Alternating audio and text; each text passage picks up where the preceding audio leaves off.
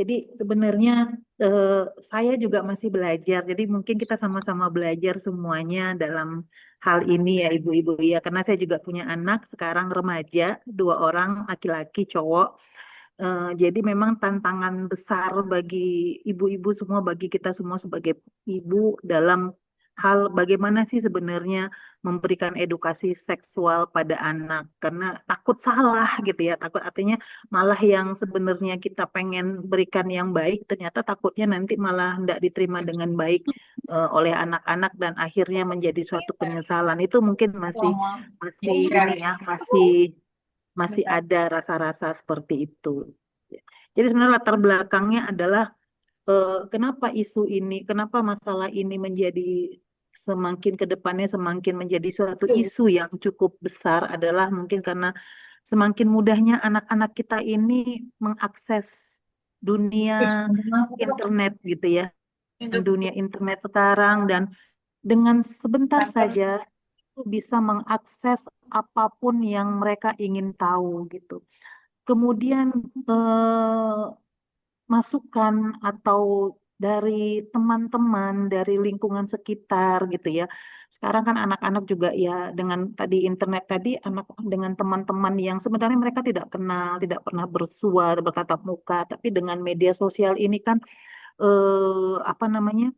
Banyak yang tidak bisa kita kontrol apa yang mereka terima dari dunia luar ini. Nah, ini tantangan bagi kita sendiri dan tugas besar bagi orang tua untuk bagaimana sih memberikan pemahaman yang benar tentang edukasi tentang seksual ini.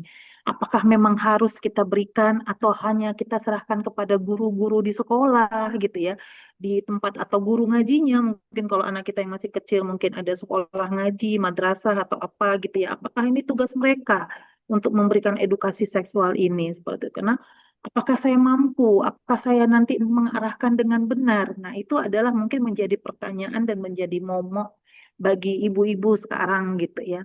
Nah, yang kita harapkan dalam memberikan informasi ini apa sebenarnya? Apa edukasi seksual itu sebenarnya yang harus kita sampaikan? Mungkin kita juga akhirnya perlu belajar. Karena kalau kita bicara tentang edukasi seksual, kita tidak mungkin terlepas dari kita harus mengenal organ-organ seksual. Dan itu ya kita harus belajar juga. Dan belajarnya kita sendiri juga mungkin tantangannya harus belajar dari tempat yang benar, belajar yang benar, karena kita akan mengajarkan ini kepada anak-anak kita. Selain itu, kita juga bisa menanamkan moral, etik gitu ya, dan unsur-unsur agama, apapun agama kita, kita semuanya pasti semuanya pada umumnya kan pada dasarnya kan mempunyai mempunyai tujuan yang sama gitu ya, mempunyai makna yang sama. Nah, supaya tidak terjadi eh, pola atau penyalahan lah ya dalam eh, fungsi lah mungkin ya fungsi dari organ seksual ini. Dan kita miris gitu. Saya kadang-kadang saya harus kontrol media sosial anak-anak ketika di rumah sama anak-anak atau pasti ketika sama anak-anak ketika mereka melihat media sosial mereka ya seperti apa TikTok lah, Facebook lah atau apalah yang mereka punya itu.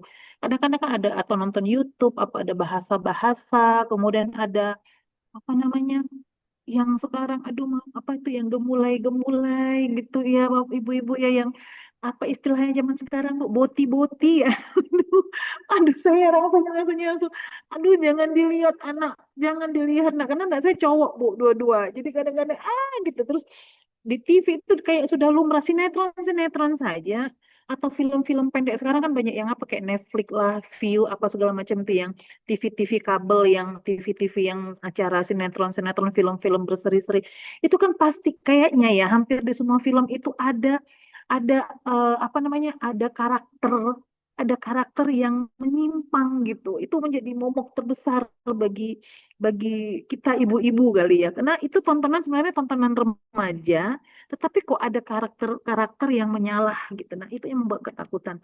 Jadi pentingnya apa namanya pengetahuan sejak dini itu memang perlu. Jadi bukan hanya soal tadi saya bilang organ reproduksi, terus tapi juga supaya mereka bisa aman, safety terhadap dirinya, terhadap organ-organ reproduksinya. Nah, anak-anak usia yang 0 sampai 12 tahun ini adalah masa keemasan. Anak-anak itu menerima gitu ya, menerima bukan hanya masalah ilmiah gitu, apa ilmu gitu ya, maksudnya pendidikan di sekolah, tapi juga pemahaman terhadap comfortable, kenyamanan mereka gitu ya. Kemudian pemahaman terhadap tubuh saya, kok tubuh saya juga jadi berubah ya, saya kok jadi tambah tinggi ya, kok saya jadi makin ini ya, makin maaf apa istilahnya makin gemoy ya, makin montok ya, makin ini ya gitu. Yang laki-laki kok mulai mulai berubah suara saya apa segala macam. Nah, itu membuat kita menjadi harus aware gitu bahwasannya anak-anak harus paham tentang itu dan dia bisa menjaga dirinya gitu. Karena mulai juga ada rasa ketertarikan lawan jenis seperti itu ya. Jadi dan satu kita tidak mengharapkan adanya pelecehan-pelecehan yang terjadi nantinya. Jadi tujuannya ini adalah untuk kita membentuk anak-anak ini paham akan tubuhnya, kemudian dia bisa memahami apa yang boleh dan tidak diperlakukan orang kepada dirinya dan dia bisa mengatakan no tidak pada hal-hal yang tidak nyaman pada dirinya dan dia harus tahu kemana ini dia harus berbicara ya karena kita takutkan adalah anak-anak mengalami ini kita tidak tahu warga tidak tahu kenapa karena anak ini memendam sendiri kenapa dia pendam karena dia tidak tahu harus mengadu kepada siapa ngadu kepada ibu ngadu kepada ayah takut takut dimarahi, ngadu kepada guru juga takut dimarahi, ngadu kepada kakak, adik atau teman malu. Nah, jadi pemahaman ini kita harus menyampaikan ini kepada anak kita, bahwasannya kepada siapa dia harus menyampaikan ini, ketidaknyamanannya, itu juga harus kita kita edukasi, harus kita beri pemahaman juga kepada anak-anak. Jadi topik edukasi seksual ini tadi seperti Prof. Tik sampaikan bahwasanya memang tabu ya. Padahal ini sangat penting disampaikan di usia dini gitu ya. Nah, dan ini adalah dengan kita memberikan informasi yang baik, yang benar sebenarnya ini adalah protektif protection perlindungan yang paling awal agar si kecil kita bisa mengenali tubuhnya, bisa menghargai batasan dan tahu bagaimana menjaga dirinya. Bukan hanya tadi terhadap diri sendiri, tapi terhadap lingkungan tadi yang akhirnya mengarah-ngarah ke apa namanya ke penyimpangan penyimpangan seksual itu. Kenapa? Karena mereka nggak kenal dirinya, mereka kayak kehilangan jati dirinya. Sebenarnya aku lebih nyaman jadi cewek atau cowok ya, gitu ya. Bahkan yang kita sedihnya ada itu tempat di mana anak-anak bisa memilih loh ibu dan ibu-ibu dia mau jadi perempuan atau mau jadi laki-laki. Ada porsinya itu dibikin tempat waduh. Itu menjadi suatu ini juga ya bagi kita awareness bahwasanya ya mereka harus punya laki-laki perempuan tidak boleh abu-abu gitu ya tidak boleh saya kayaknya nah, tapi saya perempuan tapi kok jiwa saya laki-laki nah gitu atau sebaliknya. Nah, jadi peran ayah dan ibu sebenarnya untuk memahami ini itu sangat penting. Sampai mana batasnya? Kenapa? Karena memang anak-anak kita sebagai orang tua, ayah dan ibu adalah orang yang paling hampir selalu ada dengan anak-anak baik secara lahir maupun secara batinnya. Ya. Nah, yang kita ini kan ada banyak orang tua yang keliru bersikap bagaimana memberikan edukasi kepada anak-anak, edukasi seksual kepada anak-anak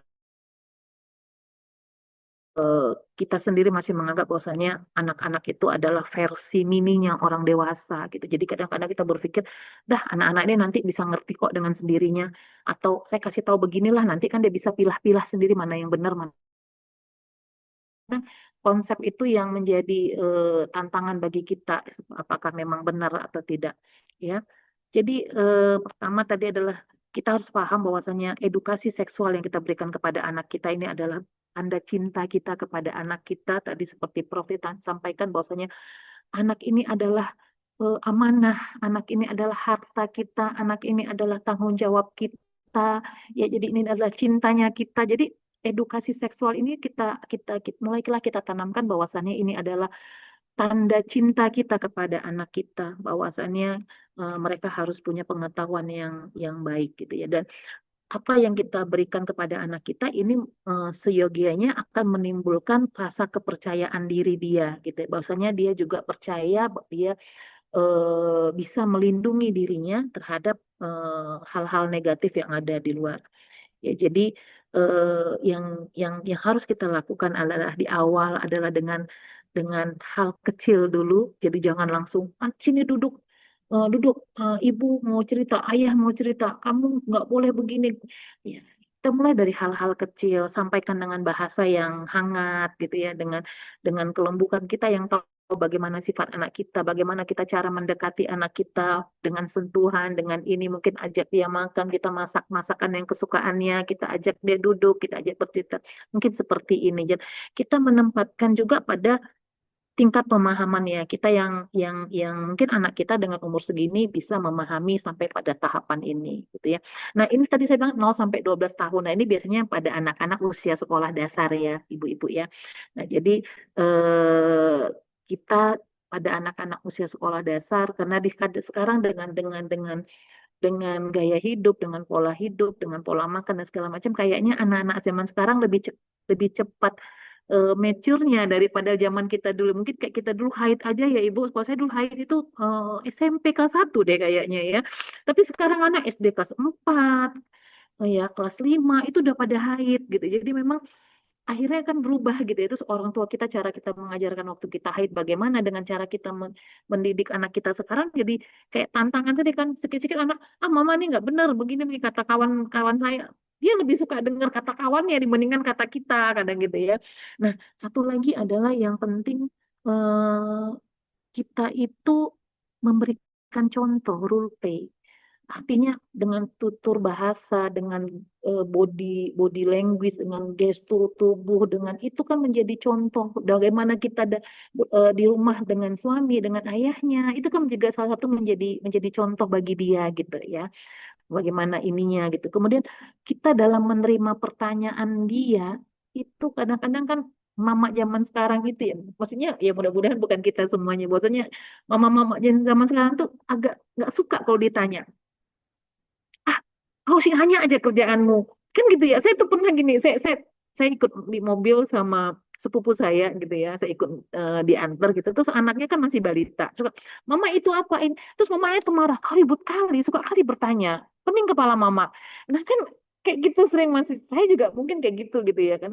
Alah, abang banyak kali pertanyaan abang. Nggak ngerti lah mama. Nanti abang cari lah itu di Google atau abang tanya lah sama ibu. Sering begitu. Jadi mungkin itu yang karena tingkat kesabaran kita mungkin berkurang ya ibu-ibu ya mungkin itu yang harus kita ini jadi kita siap menerima pertanyaan anak-anak tentang terutama tentang seksualnya itu kemudian kita juga harus eh, apa namanya menghargai privasinya anak-anak. Kadang-kadang ada beberapa mungkin anak-anak cewek. Kalau saya anak cowok saya malah itu nggak suka dia ini.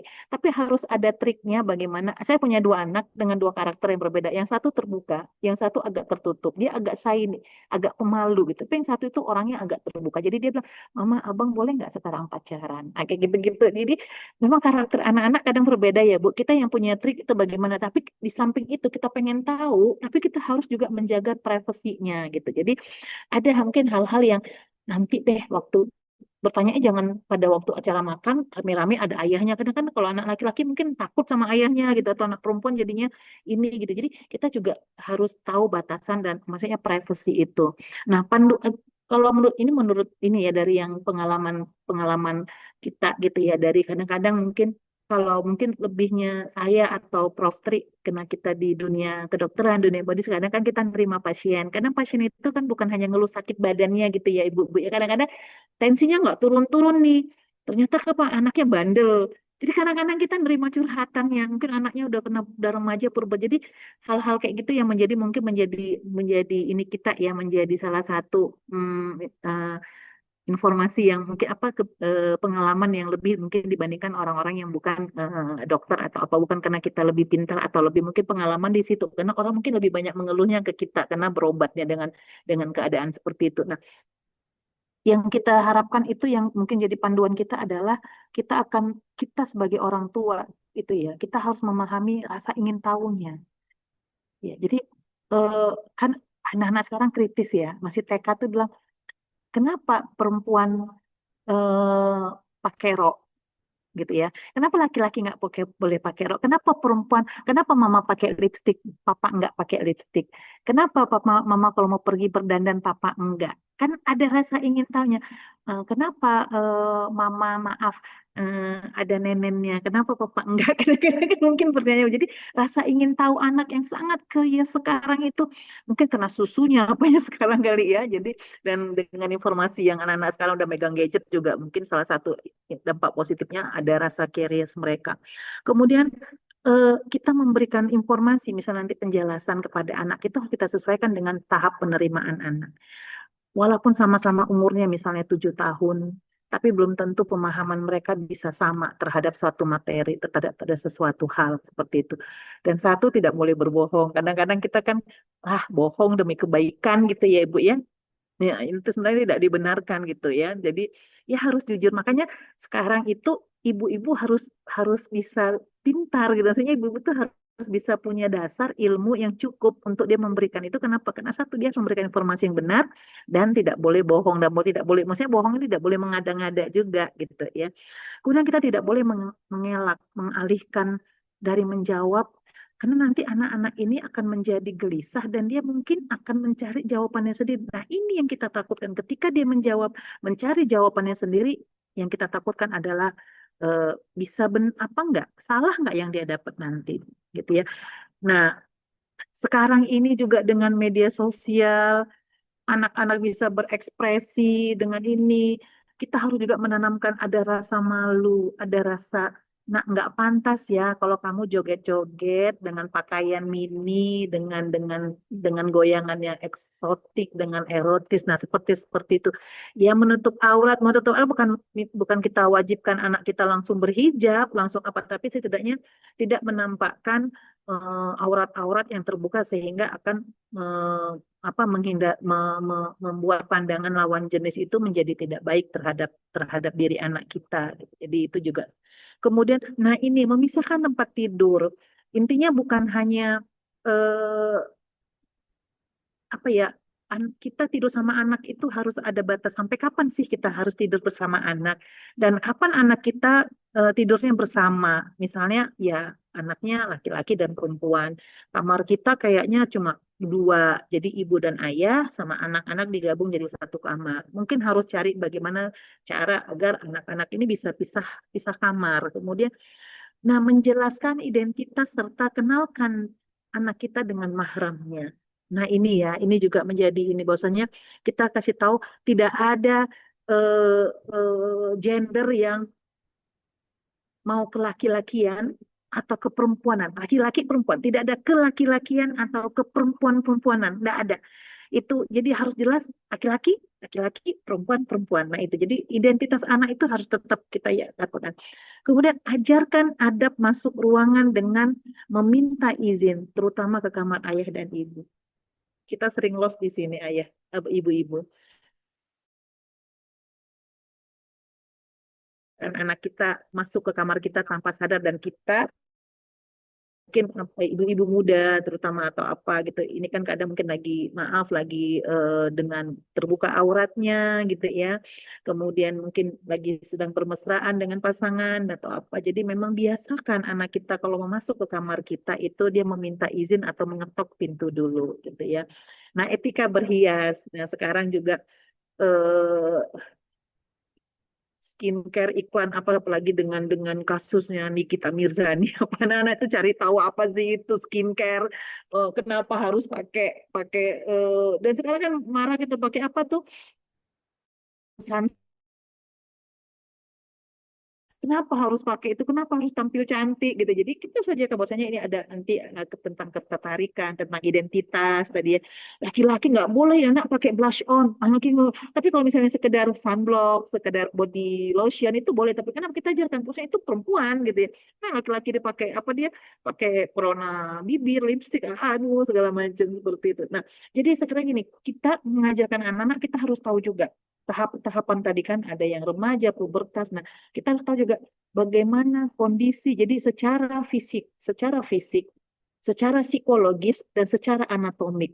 Jadi kita harus mengenalkan itu ke bahwasanya kalau kau sudah begini, kau dalam tahap remaja, masuk ke pubertas. Nah, Nah, ketika di usia pubertas dan usia remaja itu organ tubuhmu seperti ini seperti jadi kita kasih tahu kenapa nggak boleh cepet. Maksudnya gini, pernikahan usia dini gitu. Kenapa nggak boleh? Kenapa harus sekolah dulu kamu harus kuliah dulu? Kenapa? Karena ketika di masa itu organ reproduksimu sedang berkembang dan ketika kau bebani dengan kehamilan untuk dirimu saja tidak cukup, kau harus memberi untuk anakmu. Mungkin hal-hal seperti itu gitu ya. Masa pubertas pada wanita bagaimana? Kalau kasih tahu mama ya nak, kasih tahu ibu mama ya, nanti mama akan ajarkan kayak mana kalau haid, bagaimana kamu mencuci najis haidmu, bagaimana seperti itu. Jadi harus kita pahami gitu. Jadi waktu kalau kamu sudah akil balik, artinya kamu sudah bisa menanggung dosa-dosamu sendiri, kau sudah harus sholat, sudah harus berdoa, sudah harus ke gereja, apa segala macam apa. Kau sudah mulai menanggung dosamu karena kau sudah besar, kau sudah akil balik, kau sudah pubertas sudah ini seperti itu. Tanda-tandanya apa, Mama? Menstruasi. Nah, satu lagi perubahan bentuk tubuh. Kamu jangan heran ketika maaf, dada kamu akan lebih besar, panggulmu akan lebih besar, maaf bokongmu akan kelihatan lebih berisi, seperti itu. Ada jerawat-jerawat nak muncul, kemudian maaf di ketiakmu akan ada bulu-bulu halus di dekat kemaluan kamu. Nah, seperti dan mulai ada rasa ih mak ada nanti dia pulang sekolah ceritakan ih tadi di sekolah itu ada anak baru ganteng kali lah mak atau ada yang cowok cantik kali lah mak pasti kita oh anakku udah pubertas ini berarti aku sudah mulai nih mengenalkan edukasi seksual yang sebenarnya dari awal misalnya lebih lebih mengapakan memberikan edukasi seksual terhadap anak laki-laki juga begitu sudah mimpi basah nah anak laki-laki kadang agak agak ini ya harus tricky ya kita menanyakan sama anak laki-laki udah pernah mimpi basah nggak nak. Nah, itu tricky banget sebenarnya. Jadi, nah, kita mungkin berdiskusi deh sama ayahnya ya. Kalau untuk ini mungkin berdiskusi bagaimana supaya anak laki-laki kita itu mau terbuka tentang dia sudah mimpi basah atau tidak. Kita katakan suara, kita dengar suaranya apa segala macam. Sudah ada yang makin bidang, kemudian tumbuh sama dengan wanita, tumbuh bulu-bulu itu. Itu tanda anak-anak kita sudah pubertas. Ya, mulai mulai suka berhias, mulai ada laki-laki, mulai ada jakunnya, mulai ada jerawat, suka sama ini adalah tanda-tanda anak-anak kita sudah masuk masa pubertas. Nah, ini jadi kekerasan seksual pada anak menurut PAI yang dulunya sempat apa sekarang kan makin menurun memang karena pengetahuan yang baik. Artinya memang edukasi anak seksual pada anak ini memang ternyata cukup baik karena menurunkan angka kekerasan seksual karena anak protektif terhadap dirinya sendiri. Pelaku kekerasan ini sendiri ternyata dilihat banyak dari dunia luar, makanya kita harus protek betul. Walaupun ya sekarang yang mungkin mungkin sekarang yang tertampil banyak itu kena di berita, kena heboh, kenapa ya mungkin dari pihak keluarga. Tetapi kita masih harus itu dari pihak luar lebih banyak melakukan itu. Nah, Hasan ya tadi mungkin dari ini dari lawan jenis ya mohon maaf di sini kan bukan hanya perempuan laki-laki anak laki-laki juga. Ketika orang-orang lain menyentuh organ-organ intimnya gitu ya terus mengajak ke ruangan tertutup sehingga melakukan hal-hal yang tidak kita inginkan gitu ya dengan mengiming-imingkan jadi di tempat umum bahkan mungkin bisa kemudian bisa membawa anak kita ke ruang yang tersembunyi gitu ya bisa dengan mendikte mengancam anak kita nah itu yang kita takutkan dan terakhir ada mungkin dengan memberikan iming-iming kalau anak-anaknya masih masih kecil seperti itu jadi yang kita edukasi seksual ini apa? Jadi bukan tentang seksnya yang kita ajarkan, bukan hanya tentang seks. Kalau udah remaja mungkin oke kita bicara tentang tentang konsep hamil gitu ya. Ini tapi tentang juga kalau di anak usia dini tentang dia mengenal tubuhnya tadi dengan dan dia bisa memberikan keamanan terhadap dirinya ya. Jadi bukan membicarakan tentang hubungan seksual, tapi fokusnya itu adalah kita mengenalkan tadi organ tubuh. Kan kalau masih sentuhan sayang, sentuhan membingungkan, dan sentuhan haram.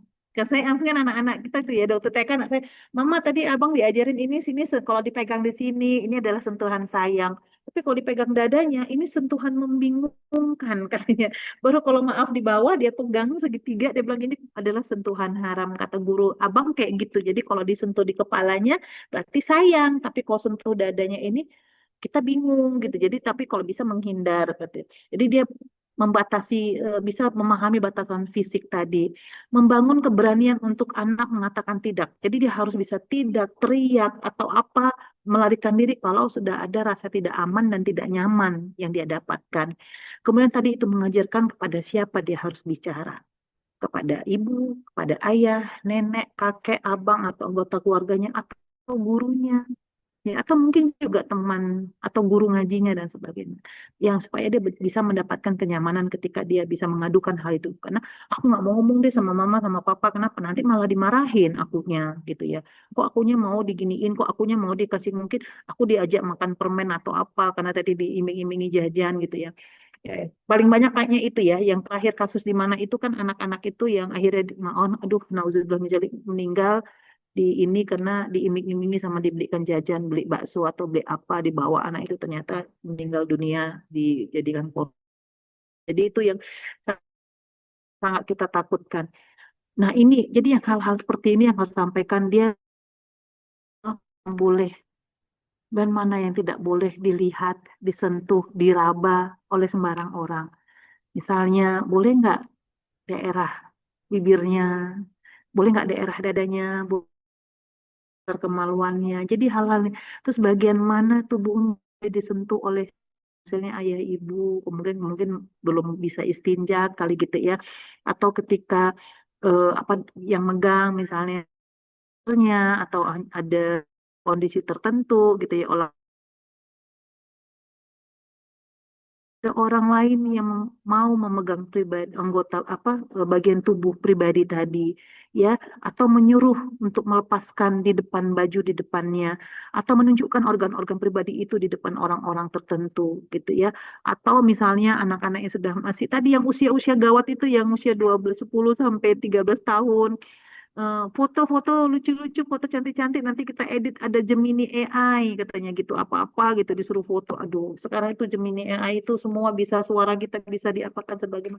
Nah itu aduh sungguh luar biasa, menakutkan ya ibu-ibu. Ya, jadi itu yang harus kita. Nah, kalau itu terjadi, ada sesuatu orang yang membuatmu tidak nyaman, apa yang harus kau lakukan? Kau harus lari. Lari kemana? Ke tempat yang ramai. Kau harus teriak, jangan lari malah ke semak-semak atau kemana tempat yang orang tidak ada gitu ya.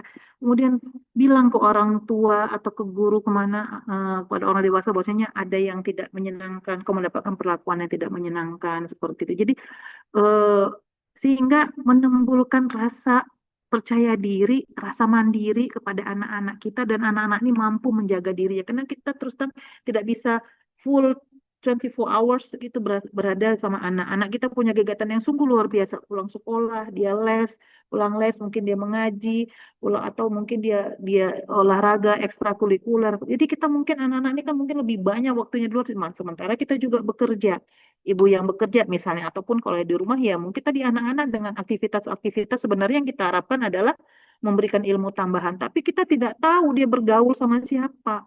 Kita tidak bisa meyakinkan dia bisa berteman dengan orang yang tepat, dan bukan mungkin hanya teman ya, tapi orang-orang yang ada di sekitar tempat anak kita beraktivitas tadi harus bisa menjaga dirinya itu. Nah, dampak yang kita takutkan terjadi adalah anak ini bisa secara psikologis ya, dia bisa trauma. Itu yang paling kita takutkan adalah trauma, kemudian sedihan yang yang intensitasnya mungkin sangat, wah anaknya jadi depression gitu ya, bisa jadi malu, jadi minder, nggak percaya diri, dan akan mempengaruhi tingkat pendidikannya ya, kelancaran pendidikannya. Itu dampak-dampak yang secara bahkan mungkin bisa sampai apa ya, dampak psikologis yang traumatik yang cukup berat itu mungkin akan pada masa dia dewasa itu akan masih terbawa oleh dirinya. Saya dulu pernah mendapatkan perlakuan seperti ini, tapi mungkin saya tidak mendapatkan apa namanya perlindungan, saya tidak mendapatkan apa namanya, tidak mendapatkan healing, pengobatan yang cocok untuk saya, dan itu traumanya akan terbawa dan bisa menjadi suatu penyakit nanti ke depannya. Karena banyak katanya penelitian boti-boti itu ya ibu-ibu ya, itu mungkin katanya trauma masa kecil gitu ya. Homoseksual yang sekarang yang boti-boti itu katanya karena mereka pernah dilecehkan ketika masa kecil gitu. Jadi akhirnya itu terbawa. Saya pernah itu melihat podcast artis ya untuk anak-anak yang ibu seorang apa ibu aktivis gitu ya, ternyata ada suatu kenal ternyata pemilik pesantren itu boti tadi maaf LGBT dia melakukan dan ternyata ada juga muridnya yang menjadi guru di situ dan begitu juga kenapa? Karena kita menjadi korbannya juga. Jadi waktu masih kecil dia menjadi korban pelecehan seksual tadi besar dia malah dia menjadi pelaku pelaku pelecehan itu karena itu tadi mungkin ada traumatik sehingga mengubah kepribadian anak kita. Nah, saya mungkin sedikit aja mohon izin Ibu moderator ada cerita ya ini baru saya dengar sekitar atau dua nggak sampai 2 bulan yang lalu dari media sosial tentang kondisi ini membuat saya sampai menangis sampai saya merasa tidak saya harus apa ya, kok kebetulan ini ya walaupun anak saya laki-laki gitu kita harus memberikan informasi kepada ibu-ibu ada anak-anak usia kalau nggak salah saya 10 atau 12 tahun dia minta izin sama ibunya menginap di rumah temannya. Menginap di rumahnya yang bercerita dokter SPOG, cewek. Ya, menginap di rumah temannya sebayanya gitu ya. Mungkin ibunya merasa nggak tahu, nggak ini, oh teman saya mah gini nginep sama sekolah kelas berapa sama-sama masih SD kelas 6 ya. Menginap ternyata temannya itu adalah teman yang dia kenal dari Instagram. Dari Instagram. Kemudian ternyata teman tempat dia menginap itu ini cewek, cewek sama cewek, ternyata orang tuanya tidak ada di rumah. Orang tuanya di rumah sakit. Kakeknya atau neneknya itu yang sakit di rumah sakit. Jadi tidak ada orang. Nah ternyata lagi nggak lama kemudian datang 2 anak cowok sebaya. SMP ke 1. Dua. Jadi ada 2 pasang anak di sekolah, di rumah itu.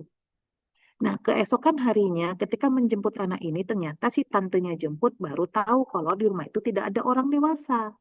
Hanya anak ini berempat jadinya 2 pasang. Dan apa yang terjadi? Si tante bertanya kepada anak apa yang mereka lakukan. Ini akhirnya anak ini singkat cerita dibawa ke dokter objin untuk diperiksa. Untuk diperiksa. Nah, dokter objinnya waktu itu yang bercerita, yang menjelaskan dia tanya apa yang sudah dilakukan. Karena ketika dia melakukan pemisahan fisik, selaput darah anak ini sudah rusak. Nah, jadi intinya dia cerita awal lagi. Nah, yang paling menakutkan ibu-ibu adalah uh, ketika ditanya anak-anak ini, satu mungkin saran ibu itu ada beberapa saran dokternya, tidak jangan disampaikan ke orang lain dan segala macam. Tapi ketika dia tanya, bagaimana perasaan kamu? Apa yang kamu rasakan sekarang? Dan yang paling mengerikan ibu adalah anak ini bilang, I enjoy it. Saya menyukainya. Saya menyenangi. I'm happy. Waduh, rasanya kita kalau seorang ibu mendengar itu kan dunia kayak mau runtuh ya ibu-ibu. Artinya dia menikmati gitu dan dia merasa tidak dia tidak mungkin untuk tidak melakukannya kembali. Itu satu bilang. Jadi PR kita yang cukup besar adalah mengenalkan bahwasannya usia dia dengan kondisi dia perlu pengetahuan yang cukup untuk membekali dia bahwasannya itu nggak boleh dilakukan dan itu belum pantas dilakukan. Secara agama juga tidak boleh itu berdosa dan itu mungkin itu yang kemarin ketika Prof. Tri sampaikan itu, aduh saya harus cerita deh tentang ini. Kenapa?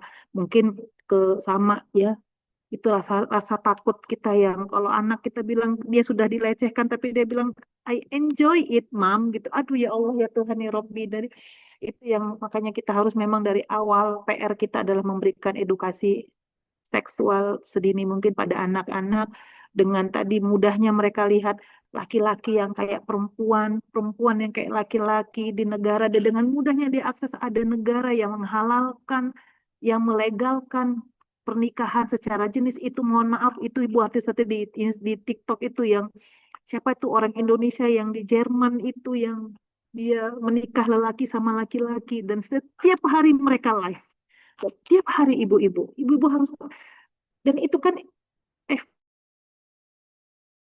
yang booming gitu yang ini kan itu kan bisa mungkin lihat games dia melihat apa tapi bisa aja itu muncul karena mereka live setiap hari dan penontonnya banyak sehingga itu bisa muncul tiba-tiba di apa anak-anak kita dan itu sungguh luar biasa membuat kita teriris gitu ya karena dengan mudahnya mereka bisa memberikan apa ya, bahwasanya mereka seperti memberikan informasi bahwasanya kehidupan mereka tuh nyaman. Kemudian dengan ininya pasangannya itu mereka mendapatkan hal-hal yang menyenangkan, hadiah apa apa segala macam. Nah, itu yang harus kita takutkan. Itu kayak jadi kayak bukan terselubung lagi ya, seperti memang dunia ini sudah ya Allah. Jadi mungkin kita harus menekankan bahwasanya, nak, kodrat laki-laki adalah laki-laki, perempuan adalah laki-laki. Mungkin ini sudah tanda-tanda kiamat, ibu-ibu, karena dulu saya ingat sekali almarhum kakek saya pernah bilang ada tanda-tanda kiamat, nak. Bilang sama kita adalah satu, rumah tinggi-tinggi. Dulu saya pikir rumah tinggi-tinggi itu kayak rumah zaman dulu ibu-ibu yang pakai ada rumah Melayu gitu ya. Itu rupanya maksudnya rumah tinggi-tinggi itu apartemen. Jadi kalau di dunia ini rumah sudah tinggi-tinggi katanya itu. Baru saya, ternyata mungkin kata kakek saya dulu itu tinggi-tinggi adalah apartemen. Satu adalah laki-laki jadi kayak perempuan, perempuan jadi kayak laki-laki. Dan ini kita lihat sungguh-sungguh banyak bunga kiamat. Wallahu a'lam. Jadi sekali lagi semuanya ini adalah menjadi satu PR bagi kita. Kita saling mengingatkan bahwasanya eh, pentingnya edukasi. Jadi bukan hanya di sekolah. Jadi jangan kita hanya menyerahkan pendidikan edukasi seksual ini kepada sekolah, kepada ibu dan bapak yang anak-anak ini zahir dan batinnya sama kita gitu. Jadi memang adalah tugas kita. Satu lagi pengalaman pribadi saya, maaf Prof. Tri kalau saya Ibu Fani kalau saya agak waktunya berlebih. Baru saja ini pengalaman di lingkungan saya baru saja sekitar 3 minggu yang lalu saya dapat ini saya berbicara dengan adik saya punya anak itu masih masuk SD kelas 1 umur 6 tahun di satu sekolah. Nah, temen TK-nya kan sekolahnya lain, sekolah internasional ibu-ibu, sekolah internasional yang cukup mahal, cukup bonafit di kota Medan. Sekolah tiba-tiba pindah ke sekolah Vesya, keponakan saya. Yang ini laki-laki, namanya Luke, laki-laki.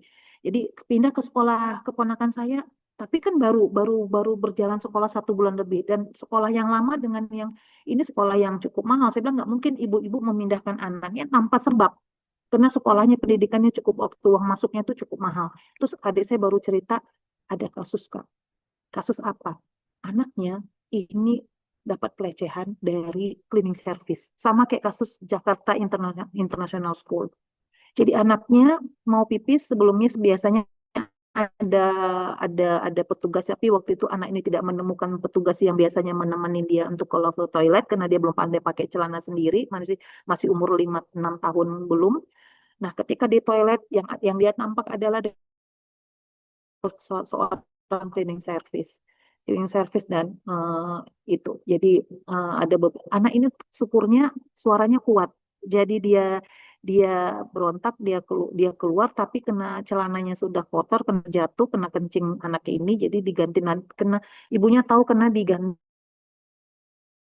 pulang mau mandi celananya kok sudah berubah anak baru cerita. Kalau ya dan yang kita takutnya waktu kita kata adik saya waktu kami ke sekolahnya itu menemani ibunya untuk melaporkan ini adalah ternyata sekolahnya me- adalah sekolah yang mendukung LGBT. Kenapa? Gurunya saja LGBT.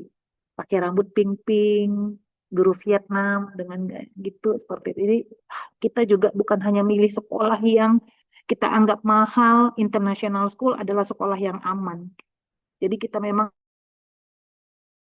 edukasi itu bukan hanya untuk anak juga edukasi seksual tapi mungkin kepada diri kita bahwasannya ada beberapa hal yang memang harus kita lebih lebih care, lebih hati-hati dan lebih apa ya, lebih mungkin memakan waktu dan segala macam tapi kita harus memberikan harus melihat dulu eh, apakah memang anak kita boleh di situ atau tidak. Kita harus memantau, kita harus sering cerita juga sama anak kita. Ibunya Lux itu tidak perhatian celana anaknya berubah berganti dengan celana yang bukan biasanya mungkin tidak akan tahu anaknya tidak akan cerita ya jadi pengadilan seperti itu. Oke, terima kasih Bu Fani. Mungkin ini yang bisa saya sampaikan, Prof. Tri. Mungkin kita akan open tanya jawab. Terima kasih. Assalamualaikum. Baik, Pak. Baik, terima kasih.